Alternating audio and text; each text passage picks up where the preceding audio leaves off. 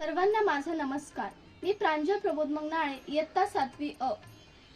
खादी माझा अभिमान आहे, करम माझी पूजा आहे, खरे माझे कर्म आहे आणि हिंदुस्तान हे माझे जीवन आहे, असे विचार बाळगणारे थोर पुरुष महात्मा गांधी हे एक महान स्वातंत्र्य सैनिक होते।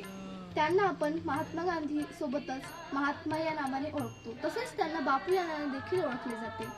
सत्याग्रहाबरोबरच त्यांनी अहिंसेचे तत्वज्ञान संपूर्ण जगाला शिकवले।